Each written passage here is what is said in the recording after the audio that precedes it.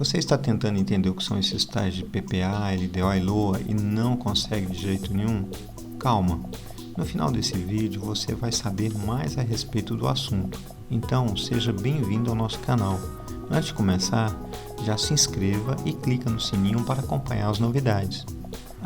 Corre lá e segue a gente nas redes sociais, estaremos postando várias dicas para ajudar na memorização dos assuntos. Vamos começar? Então, como dizem, administrar sem planejar é como velejar sem saber o destino. Qualquer direção é a certa. Mas não é assim que queremos ser governados, não é mesmo? Então, a administração pública já passou por vários períodos de gestão. Tivemos um período patrimonialista, burocrático, e estamos evoluindo agora dentro de um sistema gerencial. Com essa nova concepção de gestão, é de se esperar ações de planejamento, organização, direção e controle. Na verdade, orçamento é tão básico que a maioria das pessoas planejam e controlam seus gastos todos os meses para que não se vejam em dívidas intermináveis. Sendo assim, não poderia ser diferente na administração dos recursos arrecadados pelos governos a partir das inúmeras fontes de receitas. É necessário planejar onde e como gastar esses recursos, para que se consiga a máxima eficiência e eficácia de investimento nos diversos campos de necessidade, como a saúde, a educação, a segurança, a justiça e vários outros. É importante frisar que essa obrigação se estende a todos os níveis de governo da federação, ou seja, União, estados e municípios precisam elaborar e executar suas leis orçamentárias com responsabilidade. Com isso vem a seguinte pergunta: existe um único código ou lei que disciplina o orçamento? Não.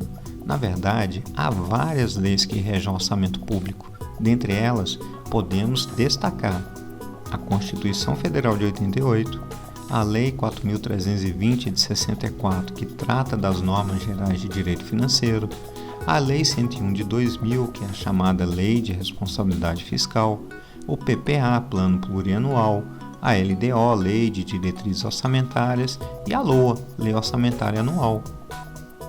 Mas vamos a partir daqui nos concentrar nessas três últimas leis que são propriamente as orçamentárias. Vamos então começar com o Plano Plurianual, o chamado PPA.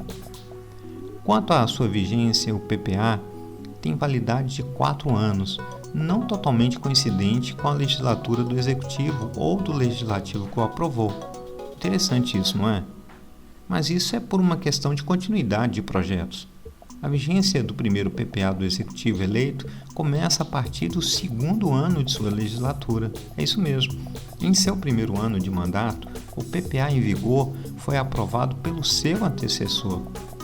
Antes de dar continuidade, só para ficar mais claro, legislatura corresponde ao período de tempo em que os representantes públicos exercem seus mandatos.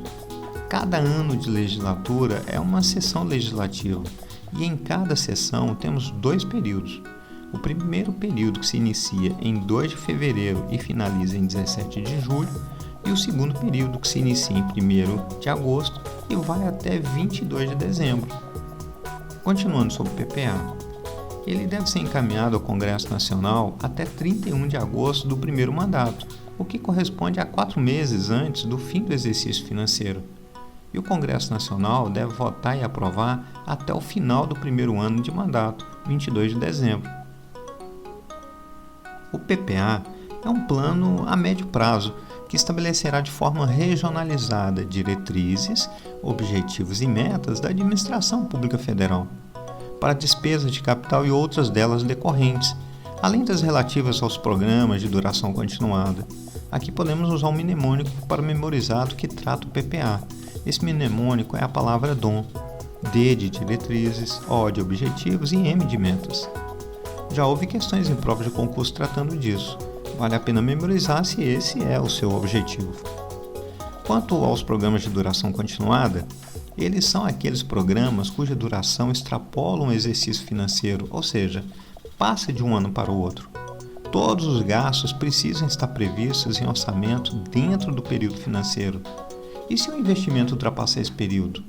Se for o caso, é exigida a prévia inclusão no PPA ou lei que autoriza a inclusão. Os planos e programas nacionais, regionais e setoriais serão elaborados em consonância com o PPA e apreciados pelo Congresso Nacional. Até aqui, vimos então que todos os gastos precisam estar previstos em orçamento. Algumas exceções podem existir, mas será assunto de outro vídeo. Agora, vamos falar da Lei de Diretrizes Orçamentárias, comumente chamada de LDO. Ela compreenderá as metas e prioridades da administração pública federal, incluindo as despesas de capital para o exercício financeiro subsequente. Já falamos algumas vezes da despesa de capital. Essas despesas são referentes a investimentos do governo. Em outro vídeo vamos ter a oportunidade de explicar melhor sobre os tipos de despesas. Então, a LDO é elaborada conforme o PPA vigente e orientará a elaboração da LOA. Ela trata também sobre as alterações na legislação tributária e estabelece a política de aplicações das agências financeiras oficiais de fomento, como o BNDES e o Banco do Nordeste, o BNB. Essas instituições usam recursos públicos federais para financiar projetos que promovam o desenvolvimento do país.